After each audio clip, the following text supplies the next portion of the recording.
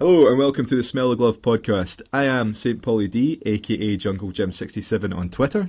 And I'm Dr J, MBBodyEep on Twitter. So since the last podcast, we have had the Dundee game, the end of the transfer window, and Aberdeen. So we'll start it off. A quick recap of Dundee. What were your thoughts on that, Dr J? I better soon forgotten than anything else. I mean, the sooner we forget about what happened in Dundee, the happier everyone will be, I assume, right? Yeah. That would be the best thing.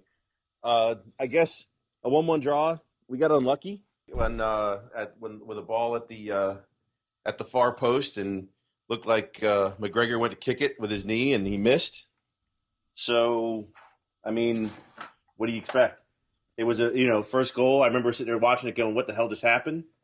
I didn't even get settled in to watch the game yet. We were down 1-0. So unfortunately that's what happened. But I mean, to be honest with you, I wasn't all that worried about it. I knew it'd come back. I think your boy Griffiths had the goal of the game, right?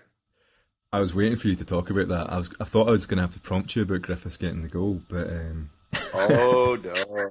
No. Well, your man crush, your bald man crush got the goal of the game.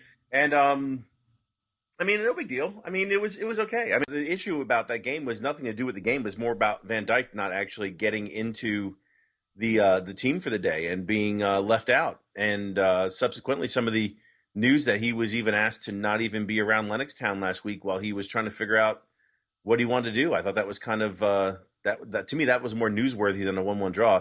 So let's be honest. I mean, we're going to win the league by 25, 30 points by the time it's all said and done. To me, this is bigger news than just what the score was.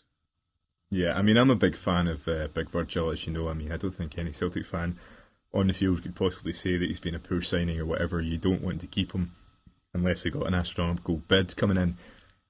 I kind of see the point. I don't like the kind of hoo-ha of players wanting away, etc., etc. But I think if you get to a stage where there is a centre-half who's like, I want to go, or I think my performance is going to get affected here by the thought of me potentially going down south or to another club, I think you give him space and say, right, you're out the side, because we've had it before where players clock in, go in the field, especially a centre-half, and make huge mistakes because their brain's elsewhere. I think as a professional football player, if I was getting told I was going somewhere else, I'd probably raise my game. I wouldn't think to myself, oh, I'll not bother this game. But we've seen it in the past. I made the reference to Bobo before where he thought he was away and just went out and just cost us about 4 goals in that game at Kaunas away from home, or whatever that Lithuanian mob were. Centre-half's a really touchy position, and if you're not in the right frame of mind, you really shouldn't be there. I think that we've kind of made reference before of F.A. Ambrose playing after the African Cup of Nations and not really being up for it and being ready. So I think it was a conservative move and probably the right move at the time, but it's good to see him back in the game again. What are your thoughts? Yeah, I'm glad to see him back in, especially since I don't know if you've figured this out yet, but I mean our clock is ticking on these guys. I mean with Denier and with Van Dijk, we've got basically 8 more months, and they're off. They're both gone. So hear me out on this one. Yeah, I think one of them will be at Celtic Park next year, but I don't think it'll be Van Dijk.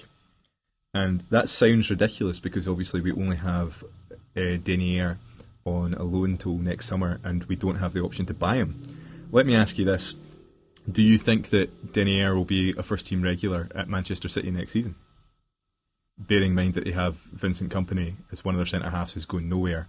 And they also have Demichelis, who I don't really rate, but they spent a lot of money on, plus another couple of highly rated centre-halves. Do you think they're going to trust a 20-year-old Dutch guy to come in who's been playing in Scotland for the last season? You mean the Belgian? Yeah, I would say that's a toughie, man. I don't know. They may look to get him at a Premier League club next year. I don't know. I don't know. Maybe Lawwell's son has an in somewhere and can keep him. Maybe we can keep him. But I mean, assuming that they're going to want 10, 15 million, we're not buying him. Yeah, well, we're not. So, we're not buying. No, if something happens. Hear me out. It might not actually be that. I don't think we're going to buy him outright. But I think. Do you remember the Mark Crossas situation where Barcelona effectively sold us him, but they had an option on him? Do you think there could be some form of co-ownership there? Am I just getting optimistic about keeping a very good football player by the look of it?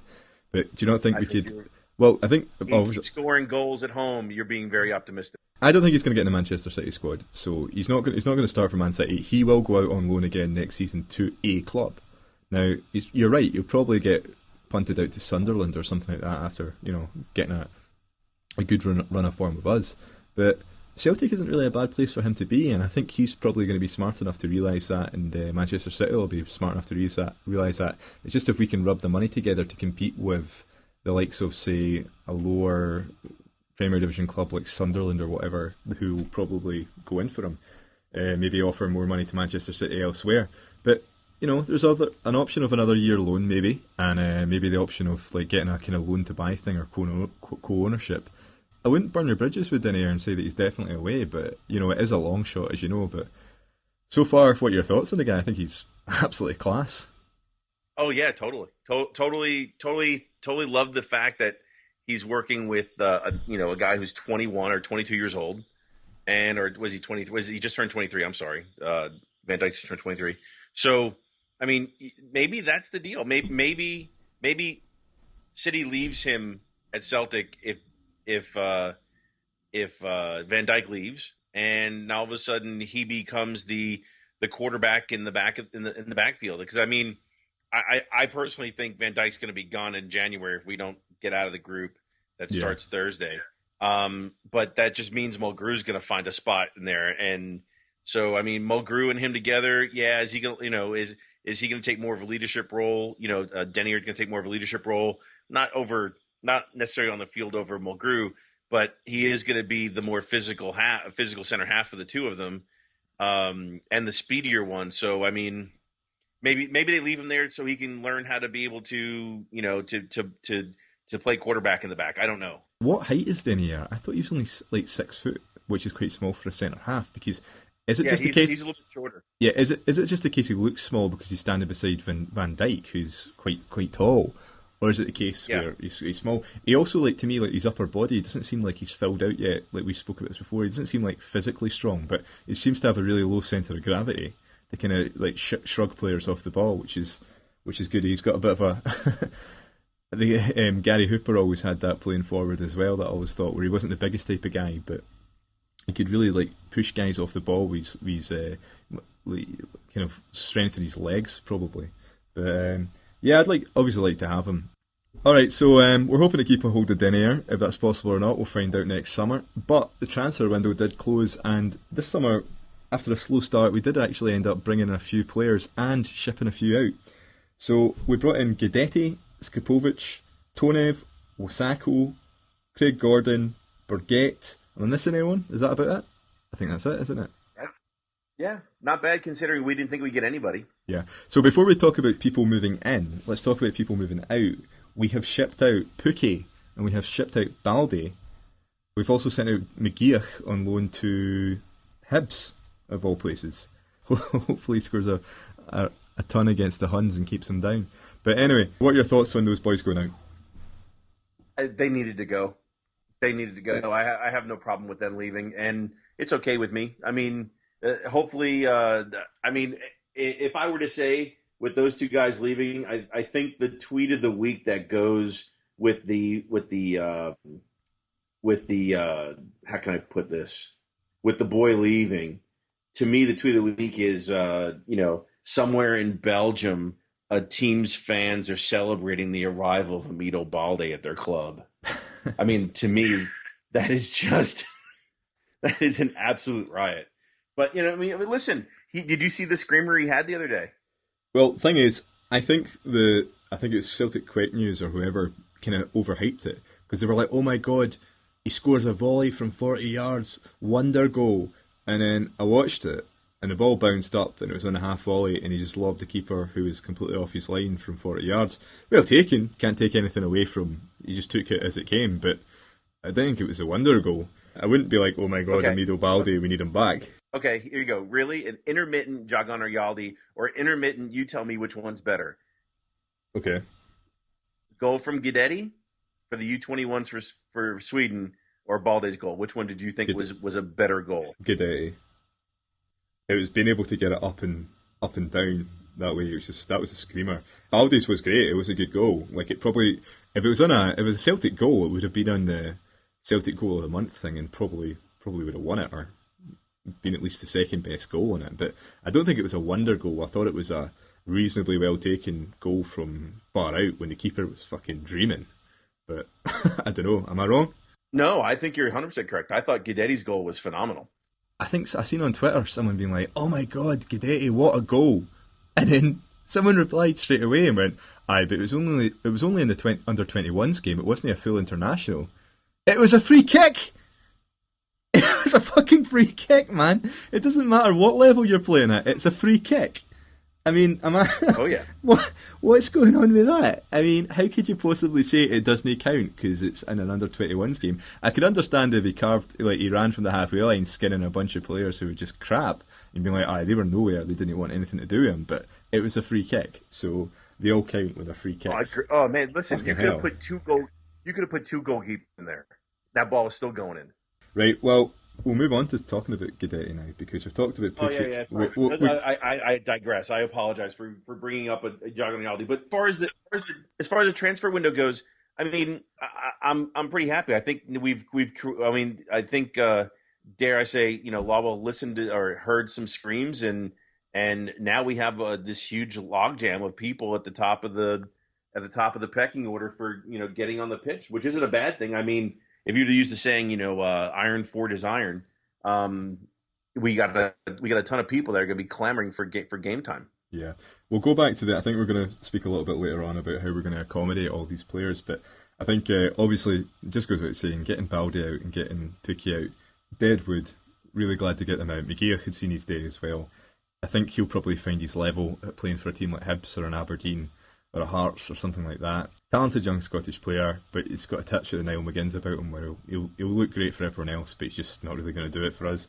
Unfortunately, after that Real Madrid game, he just never really found the form or that we were hoping that he was going to find after a really promising start.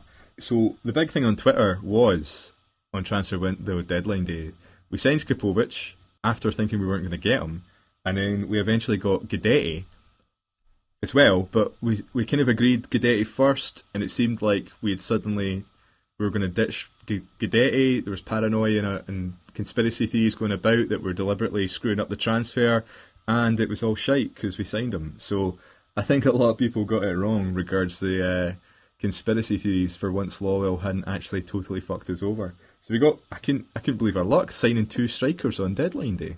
Mental. Yeah, and the question is, obviously the question is, if it wasn't for Getafe, would Skupovic be here?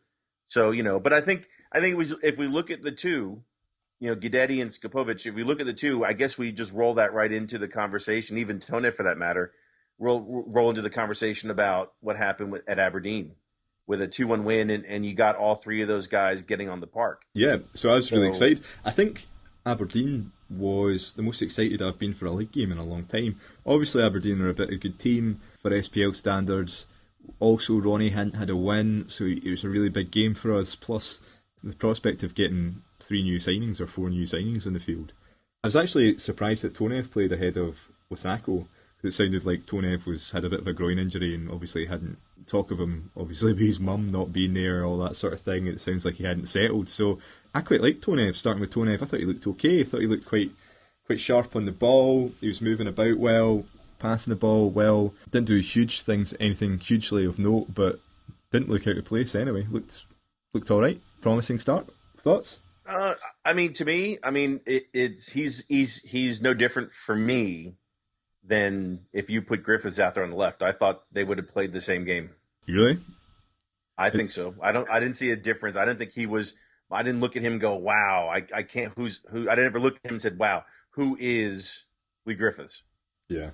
I would like to see Tonev running at people a bit more, because I did do the horrible cliche of watching the Tonev highlight reel on YouTube, and he looks like he's got a bit of pace. He also looks like he's very two-footed, and he can strike from distance. So I'd like to see him running at players. It's been a while since because obviously we've had guys like Paul Richter. I mean, James Forrest's the only player we've got that really can lace a player. So it'd be nice to see him playing like that. But yeah, it's kind of, I suppose it's kind of too early to tell with Tonev. He played what's it? He got about 60 minutes, was it, or how much was it? Yeah, 60, 62, something like that. Yeah. Yeah. So, But remember, he hasn't played in forever. So yeah, hopefully, I mean, I think that's the other half of it too. So I think Tony is going to be one of these players that's going to take a while to get up to steam, get up to speed. Sorry.